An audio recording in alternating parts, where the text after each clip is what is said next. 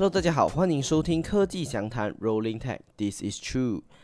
今天我们的正式话题呢，会是跟大家分享，就是最近最大的一个新闻，也就是 Apple 呢跟 Gemini 呢达成了最新的一个合作。那 Apple 呢即将去利用 Gemini 背后的技术呢，去帮助 Siri 变得更加厉害，也帮助它的 Apple Intelligence 能够给更多的 iPhone 使用者，或者是给它的整个生态带来更多的 AI 相关的一些应用。但是在还没有开始正式话题之前呢，我想先跟大家分享的是我最近的一些使用 AI 上面的心得。就是因为最近大家也知道，就是有各种各样的 AI 模型，或者是有各种各样的 AI 产品不断的在出现嘛。就是除了我们在讲的一些 AI 模型之外呢，其实现在也有很多其他的，不管是做 AI agent 的一些工具也好，比如说像是 M8N 或者是 Manus， 或者是更多的一些 AI 的一些应用呢，他们其实都做得非常的好。所以不管是他们推出一个非常惊艳的产品，或者是我就是想要去尝试看看哪一个产品有什么样的一个能力，所以就会变成是在这过程中，我必须花很多的钱去订阅很多不同的 AI 工具去使用、去测试。当然，订阅费来讲，它比起以前每一个软件都要去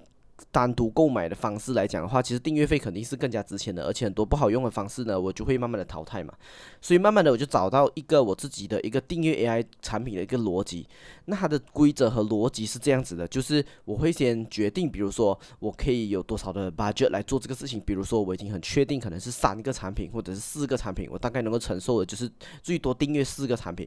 那我就是把自己的选择权控制在这4个产品里面。假设今天有第5个更好的产品出现呢，我就需要进行取舍，从我现有的订阅里面去选择哪一个需要被淘汰，然后我就会把那个取消订阅，然后去使用其他的一些产品。所以透过这样子的一个过程哦，我一开始其实只是觉得它让我可以省下很高昂的一些费用而做的一个举动，但是慢慢的它也慢慢的磨练出来，我发现到我真正对于哪一个产品是更加的喜欢或者是更加的需要的。所以我觉得这是一个非常好的一个订阅方式，就是强制自己每天在可能几个产品里面，所以它就会让你不断的重新思考，我真的需要这个产品吗？比如说像我现在我有 Gemini 又有 ChatGPT， 那我真的需要这2个吗？他们有什么样的功能是我一定需要的？所以我就会尝试取消订阅，可能 ChatGPT 1个月去试试看它的那个效果会怎么样。所以这个时候你就会发现到某些功能可能在其他的 AI 上面都能够补足这一个部分，或者是你其实对这个的要求或者是对这一个的需求没有那么的大，所以它不是你首选需要的一些功能。所以在这个慢慢的过程中，你就会慢慢的找到真正你不能够没有或者是不能够放下的功能会是什么。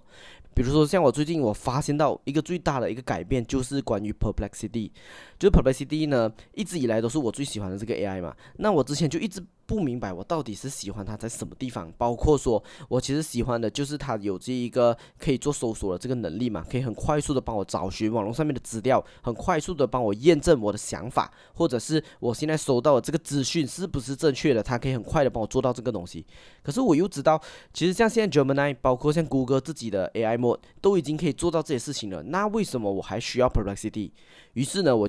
我应该是取消订阅了 Perplexity 大概1到2个月这样子的时间。但是呢，在这个过程中，我发现到非常的难受。当我想要进入另外一个学习模式的时候，就是我会突然间有很多的问题，想要去用 AI 去搜索各种各样的事情的时候，当我进入这个模式的时候，我发现到 Gemini 的那个资料库不是最新的，然后它给的那个答案非常的慢，所以在综合考量之后呢，它必须平衡速度，必须平衡准确度，必须平衡它的资料的最新程度。那最后呢，我发现到在这个部分呢 Perplexity 还是最强的，所以最后呢，我在最近的时候又把 Perplexity 给订阅回来了。所以我觉得透过这样子一个太弱留强的一个做法呢，它是蛮适合让你重新去思考，现在你在用的这些 AI 产品是不是真正能够帮到你，或者是他们中间那些重叠的部分是你可以接受的吗？还是说其实你只需要一个就能够完成了全部的东西。所以这个是我今天带给大家一些思考，就是我对于在这个年代呢，怎么样去有更多的 AI 去帮助自己变得更强大的同时间，怎么样去维持一个基础开销或者是控制开销的一个方法。那在这里跟大家分享。那接下来我们进入今天的主题。今天的主题呢是关于最近最重磅的消息，也就是 Apple 和 Google 呢共同宣布他们已经达成了这个合作。接下来所有的 Apple Intelligence 相关的产品或者是功能呢，都会是 Powered by Gemini， 也就是说是 Gemini 的模型在运用它自己的智能在回答在整合这些信息，给出这些答案。所以这一个就是一个最新的合作，同时间也正是打开了很多不同的想象空间。这个是今天主要会跟大家分享的。首先会达成这样子一个合作，是起源于就是 Apple 呢，也就是苹果一直以来在 AI 的投入方面，或者是在 AI 的能力方面的一个落后，就是过去的几年。苹果一直在于 AI 这个部分是属于非常保守、非常落后的。同时间，这些 AI 产品呢，这些 AI 功能的迭代速度可能是每3个月这样子在进行迭代的。但是苹果就好像一直是活在一个没有 AI 的世界这样子，就是好像这些所有的跟进都跟它没有关系。所以在这样子非常大幅度的落后的情况下面呢，不管是在组建团队，不管是在他们 AI 团队的成员的流失，他们对于 AI 训练的这个投入成本，其实都已经可以看出来，苹果是在慢慢的跟不上其他的这些竞争对手的。所以呢，这一次他却做了一个非常大胆的一个举动，就是他们直接宣布了自己开发可能是一个非常缓慢或者是可能做不到的事情，那我们就直接跟别人合作。于是呢，他们就开始去筛选各个不同的 AI 厂商 ，ChatGPT、Claude、Gemini，到底哪一个厂商呢是真正能够跟他们想要的那个东西去做结合的，同时间是能够接受他们非常苛刻的一些条件。我相信会有很多非常苛刻的一些，或者是非常考验的一些部分啊。那最后呢，又刚好在 Gemini 最强盛，成为整个 Top One 模型的这个期间呢，宣布跟他合作。所以我觉得他宣布这个事情的背后的原因是有很多的，就是为了每一方的着想，包括是对苹果自己判断之后觉得适合，包括是对谷歌判断之后觉得适合。那预计呢，他们的做法会是使用 Gemini 呢，当做这个 Apple Intelligence 背后的那个运作引擎。所以基本上呢，Gemini 只会负责在人工智能，也就是提供智力的这个部分，提供智能的这一个部分。至于是在用户的数据方面呢，或者是关于可能 iPhone 的一些使用上面呢，全部都还是停留在 Apple 自己的那个加密的数据库，或者是用户的手机里面。这个地方是完全不会传给谷歌的，也就是说。谷歌是拿不到这些 Apple iPhone 相关的这些用户的数据的，这个其实对全部人来讲才是最重要或者最珍贵的。所以这个地方呢，加上苹果一直以来都主打隐私嘛，所以他就牢牢的把这些东西都抓在自己的手里面，不让其他人有机会可以拿到，甚至是他们一直都宣称自己是 privacy 最重要的一个看守者、一个管家，他们自己。就连 Apple 他们自己呢，也拿不到这些用户数据，全部都是被加密的锁在那个资料库里面，或者是用户的手机里面的。所以这个部分呢，我相信也不会有太多的改变。所以谷歌一样也是拿不到这些数据。但是呢，我自己觉得它的那个代价就是呢，因为你少了很多真正使用的这些用户数据，所以我觉得可能在智能的一些功能上面，它就很难有一些突破的一些新功能是会让人惊艳的。所以我觉得它大概能够做到的那个程度呢，大概就是现在的这些谷歌的 AI 手机呢，他们里面的这个内建的这个 AI 助理，大概能够做到的这个程度。所以你说很创新，甚至是可能就是落后个1-2年，我觉得它都是非常有可能的。因为你先用的是 Gemini 的模型，所以基本上 Gemini 发展到什么地方，它是不是优先开放给你都是一个问题。加上它即使把最厉害的这个能力开放给你了，也可能因为苹果对于隐私上面的一些保护，对于用户数据上面的一些不足，导致呢它的功能就是一直是属于非常落后的一个状态。但是落后总好过没有啦。对我来讲，现在 iPhone 最大的问题就是它的那个 Siri 是非常非常的笨嘛，完全达不到一个我们认知的一个基础的一个智能助理的这个程度。所以至少这个东西我觉得可以被解决。所以我觉得对于用户的影响整体来说还是非常好的。既然有这么多人在使用 iPhone， 既然大家都还是会选择去购买 iPhone， 那现在 iPhone 就有可能在最快3-4月的这个时间呢，就可以看到它加入 Gemini 之后一些真正带来一些本质的一些改变。我们会看到一个全新的 Siri， 或者是终于是一个非常聪明的一个 Siri， 而不是一个完全不能使用的一个智能助理。所以我觉得这是一个最基础的改变啊。但是一般上 iPhone 用户可能是感觉不到这个 Google Gemini 的差别的，就是毕竟怎么样，你听到的还是 Siri 的声音，那你在交互的那个名字还是叫做 Siri， 哪怕背后用的是 Gemini， 但是你最后听到的也只会是 Siri， 所以其实从头到尾你都不会接触到 Gemini。 所以我其实觉得本质上对于用户的影响不大，但是呢，对于其他的3方却是影响非常大的，分别就是这个新闻的主角，也就是 Apple、谷歌还有 OpenAI。那接下来我们就来分享为什么我会这么觉得。首先呢，我觉得最核心的这个影响呢，就是现在所有的这些模型战争呢，我觉得他们在2026年呢，正式进入了一个生态战争，或者是我们叫做渠道，或者是入口的一个战争。那简单来讲，什么是渠道？对我来说，渠道的那个定义我们可以把它定义成就是你能够跟用户去接触，同时间能够提供他们价值，让他们感受到价值的所有的这些接触点。比如说你想要玩游戏，你想要跟朋友联系，你想要获取最新的资讯，这些东西都在 iPhone 上面可以完成。所以 iPhone 它就是一个真正能够接触用户，让用户能够感觉到所有的价值的来源。这也是为什么手机这一个载体已经是变成全世界最不可或缺的一个产品之一。所以这个渠道这个东西，可能在以前的销售方面呢，可能说的是产品的上架的地方，比如说美国人很喜欢去的 Costco，就是一个属于渠道的方式，就是大家进去之后呢，我在这里可以买到各种各样我想要的东西，然后大家愿意来这里，因为相信这一个渠道，所以愿意来这里去购买。但是我觉得它到了线上之后，它就会是很多的可能性了。比如说，我觉得浏览器一定也是一个非常重要的渠道。我今天打开浏览器之后，我使用哪一个 AI 模型，我进入哪一个网站，这些网站之间的联系，这些网站之间怎么样帮助我更快的完成工作，这一个东西它其实都是渠道。所以其实渠道上面是有很多很多选择，包括我们之前有一期是在分享，ChatGPT 一直也想成为一些软体的一些渠道，所以这些东西都是不断的正在改变这整个世界。所以我觉得这些互联网的渠道呢，就是接下来1到3年里面非常重要的一个抢夺的一个入口，所以大家都会拼命的想要抢夺更多的渠道，或者是占据这些最重要的渠道。只要我在这渠道占住的位置，我就能够向其他必须依靠我才能够传递价值的这些供应商也好，开发商也好，去收取大量的收入，甚至是有一些更多新的一些广告模式，或者是更新的一些商业模式。所以，如果你了解了渠道和入口的概念呢，你就会明白为什么苹果会在这个时间去宣布他们使用 Google Gemini， 同时间也让人家知道他们放弃了自己去开发这样子的一个 AI 模型的一个方向。最主要原因是他在向世界宣告一个新的可能性，也就是说，他们才是真正掌握话语权的人。今天所有 AI 模型都因为能力太过同质，所以他们有这个话语权，能够决定用哪一家模型。他们的护城河从来都没有改变过 ，iPhone 也好 ，Mac 也好，所有的硬件都是他们最强的这个护城河。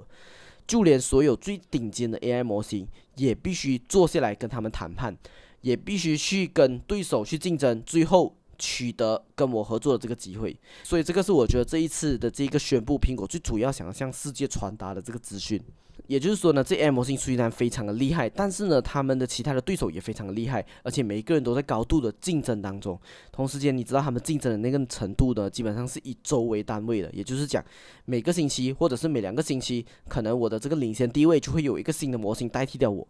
它的领先地位并不是像手机的那个战争，是我们用年。今年我推出 iPhone 17，半年之后你再推出一个更强的一个 Android 手机，你就能够打赢我。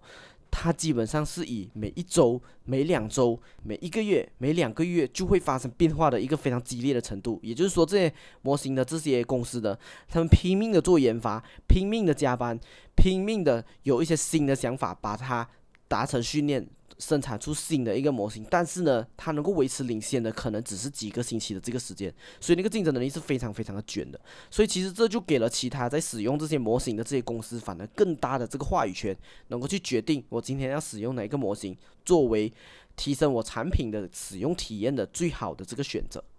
那从另外一个角度来看，你就会发现到 ChatGPT 本来是跟 Apple Intelligence 有着深度的一个合作的，也就是所有的 iPhone 呢，你在使用 AI 的过程中呢，你发现到它的回答不够好的时候，你是可以调用 ChatGPT 来帮助你完成回答的。但是呢，如果今天换到了 Gemini 的这一个模型，可能就不会再有这个问题，是需要去调用 ChatGPT， 或者是即使你调用 ChatGPT 的模型，你得到的答案也是差不多一样强的。那这个时候呢 ，ChatGPT 就是完全被边缘化了，甚至可以说它前几年签下的这个合作方案，现在已经是完全是废掉了。那这个东西对 OpenAI 来说会是一个非常大的一个影响，基本上也是可以宣布它是已经全面出局了啦。那对于谷歌的影响会是什么呢？首先呢，最重要的东西就是回到刚刚的那个主题嘛，他们已经正式的向全世界宣布呢，他们是比 ChatGPT 更好的一个模型。那实际上它的市占率也好，或者是它的很多人都是从 ChatGPT 开始跳槽到 Gemini， 这个事情是我觉得一直在发生的，因为我身边的所有人都在这么做。加上使用体验来说，还有对于谷歌生态的这个整合，就是 Gemini 做的比较好，这个是无可否认的。他们直接是垄断了所有手机上面的 AI 模型。那基本上现在的局面就是，不管你是使用 Android 还是使用 iPhone， 你现在背后都是使用 Google Gemini， 也就是说，所有手机上面的模型都是由 Google Gemini 给垄断的。那接下来所有关于手机上面的创新，其实就依赖于 Google Gemini 这个发展。它的 AI 能够发展的越好，我们就能够享受到越多的手机上面带来的便利的一个改变。如果它发展的越慢，那这个部分就会影响到我们的体验感。当然，我觉得回到刚刚的话题，我觉得 Android 自己一定还是能够跑在 Apple 更加前面的地方。当然 Apple 就会用它自己独特的一些优势，比如说对于生态系的了解，对于用户的理解，可能有办法做出一些独特的体验。但是依据这个部分呢，依据我们现在对于苹果的这一个认知呢，我觉得它是很难做到啦，就是它就是属于比较保守，东西都做得比较缓慢，所以我觉得是很难可以看到一个非常大的一个突破，或者是一个非常创新的一个使用体验的一个提升。这个部分我们就可以期待今年的 WWDC。我觉得重点就在于两个，一个就是到底 Siri 变得多强，到底这个 Apple 的这个 AI 助手变得多厉害。第二个就是到底有什么样的一些创新的使用功能。还有一个东西我觉得也很重要的就是它到底什么时间会发布，那会不会像之前这样一拖再拖。那最后呢，我们来分析一下，就是其实大家可能都忽略了，苹果就是一个非常精明、非常精打细算的一个商人。为什么会这样说？就是其实现在所有的科技大厂，或者是我们讲的那些美国股票，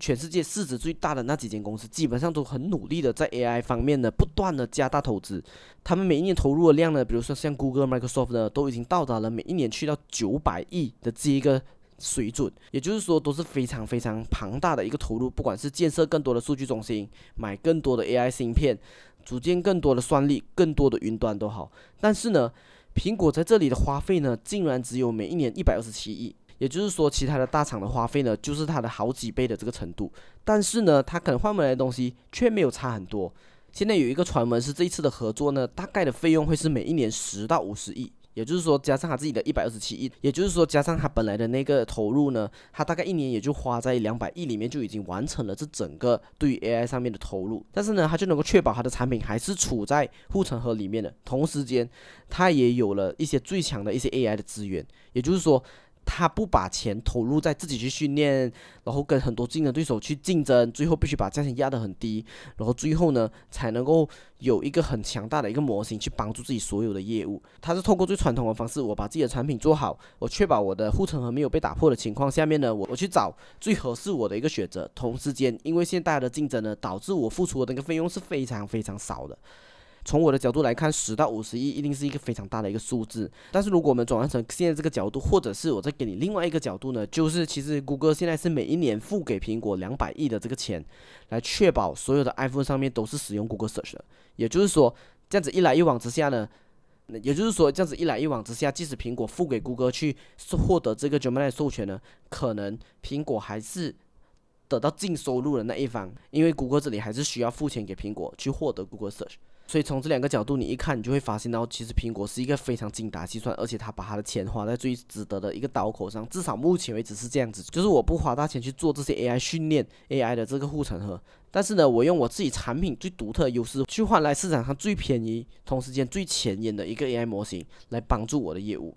所以我今天的总结就是，哪怕已经过了差不多2到3年的时间了，但是你可以看到，就是苹果的护城河依旧是非常坚固，非常难以突破，就是还是没有人能够撼动它的这个地位，所以它就是能够透过自己的产品，在谈判桌上呢，持续的获有话语权，持续去选择最符合自己，同时价格最适合的一个方案。那就回到我自己的想法的话，我最近其实是买了一个谷歌的手机嘛，因为我想要体验就是到底 Gemini 是有多么的智能。但是很可惜的东西就是，即使我买到了已经是 Android 的原生版，也就是 Google Pixel 最新的版本啦，但是呢，它依旧是在马来西亚是有很多的一些局限的，很多的一些功能都是不能够使用的。可能是因为这些电信服务商的关系，但是就是有很多的功能它都是被阉割版的。所以来到现在这个情况下面呢，Google 的 Gemini 呢，现在也来到了苹果手机。那苹果手机都已经可以做到这个程度呢，它的确是会让我下一支想要再购买的手机呢，又会回到 Apple。因为不管怎么样，其实 iPhone 的这个影响力，或者是我可以感觉到全球对于 iPhone 的这一个需求呢，它其实没有减低太多。所以苹果透过它自己的那个产品设计，加上它这些最无聊的这些升级，却依然能够获得大家最高的一个满意度。所以我的一个最终的观点就是，如果你今天想要换手机的话，那我觉得下一台你还是会选择 iPhone， 包括我自己也会这么做。那这个就是我今天的一些分享，那我们就下个星期再见，拜拜。